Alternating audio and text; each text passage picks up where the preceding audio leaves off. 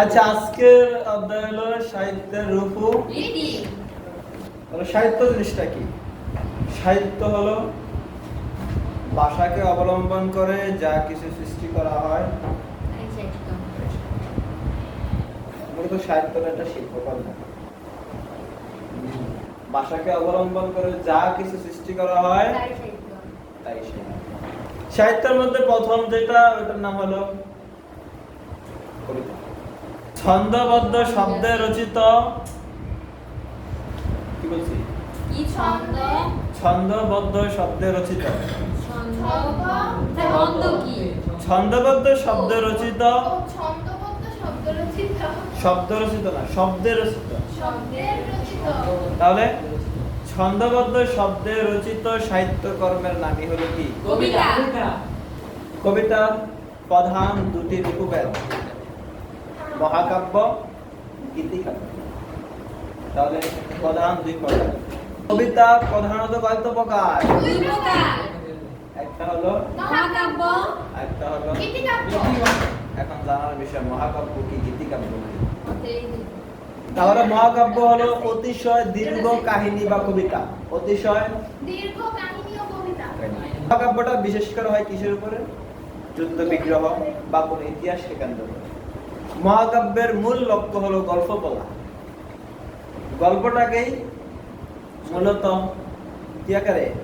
কবিতা আকারে, এই ছন্দ দিয়ে বলা, এটার নাম হলো কি?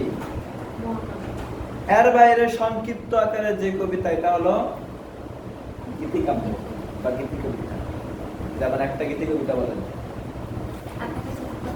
না, ওটা কবিতা না।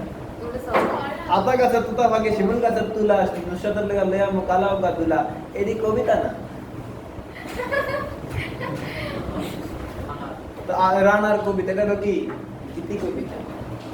ঔপন্যাসিক বঙ্কিমচন্দ্র বলেন, ভাবোচ্ছ্বাসের পরিস্ফুটন মাত্র যাহার উদ্দেশ্য সেই কাব্যই গীতিকাব্য। এখন ভাবোচ্ছ্বাসের পরিস্ফুটন এটা কি? একটা নির্দিষ্ট কোনো জিনিস দেখে ভালো লাগছে,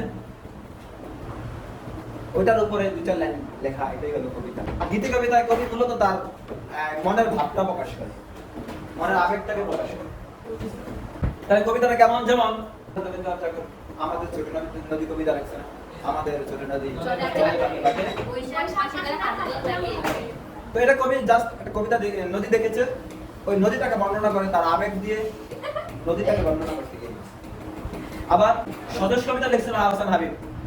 এই যে নদী, নদীর জোয়ার নৌকা সারে সারে একলা বসে আপন মনে বৈষ্ণব নদীর ধারে, এই ছবিটি চেনা মনের মধ্যে যখন খুশি, এই ছবিটি আমি এক পাশে তার জারল গাছে দুইটি হলো আঁকি।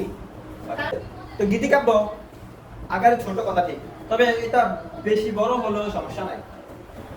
যেমন নজরুল লিখছিল ওমর কবিতা, আমিরুল মুমিনিন তোমার স্মৃতিতে আজানের ঘড়ি জানে না মুয়াজ্জিন। তোমাদের বই আছে, দশম শ্রেণীর বই আছে, ওমর ফারুক আছে।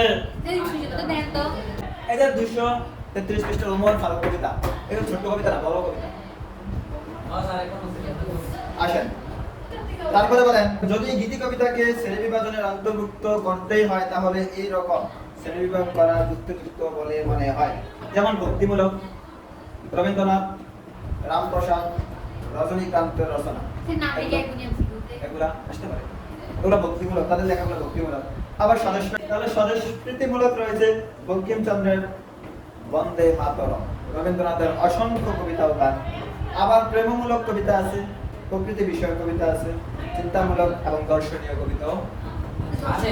তারপরে আরো তারপর লোকগাথা এবং শোক আশ্রয় করে লিখিত কবিতাও সমপর্যায়ে। তাহলে এই গীতি কবিতার মধ্যে কি কি থাকতে পারে?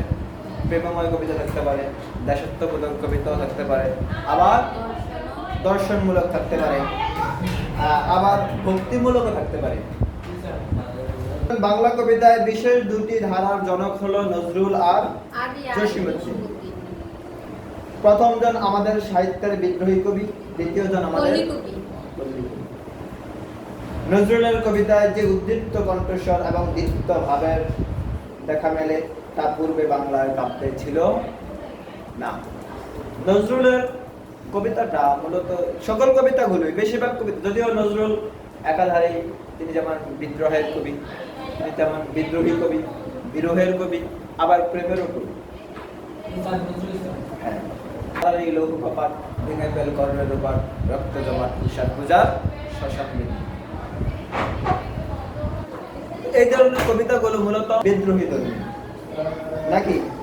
আবার জসীমউদ্দিন যে নকশিকাঁথার মান বা সুজনবাদিয়ার ঘাট, এই দুইটি কাব্যগণ কি জসীমউদ্দিনের যে ধারা নকশিকাঁথার মান আরটা কি সুজনবাদিয়ার ঘাট, এই ধরনের কাব্যগ্রন্থ জসীমউদ্দিনের পূর্বেও কেউ লেখে না, কিংবা তাকে অনুসরণ করেও কেউ লেখে না। তারপরে আসেন নাটক।